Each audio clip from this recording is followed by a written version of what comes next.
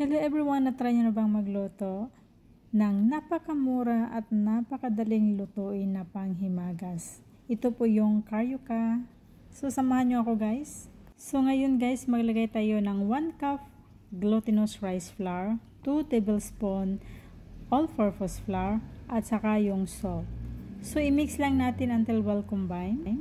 At ngayon ilagay ko ng ating coconut milk. So bali 180 ml ang nailagay ko dito, pero depende na po sa inyo kasi iba-iba yung pag-absorb ng ating glutinous rice flour, lalo na pag iba yung brand na ginagamit.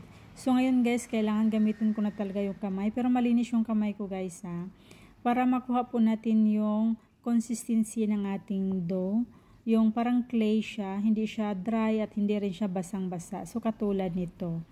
So, ngayon guys, bilugin lang natin. So, ang sukat ko niyan is half tablespoon. So, i-roll lang natin into bowl and set aside. So, kailangan nagpainit na rin tayo ng mantika niyan guys At yon, nakagawa po tayo ng 12 pieces. Yun, itis natin yung ating oil. Yun, bumula na siya. So, it means mainit na siya. At butasan natin yung ating karyuka dough before natin i-fry. So, let's go. I-fry na natin ang ating karyuka dough. Yun.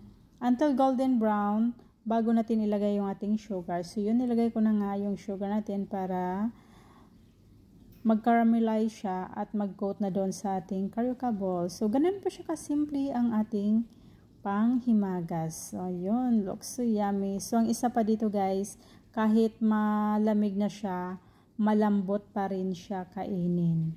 Kasi nilagyan ko po siya ng 2 tablespoon na all-purpose flour. So, yun, tusok-tusokin mo lang siya. Ayan. Pwede na ito rin itong pagkakitaan ninyo guys. Napakasimpleng gawin at napakamura po ng mga ingredients. At madaling-madali lang po talaga.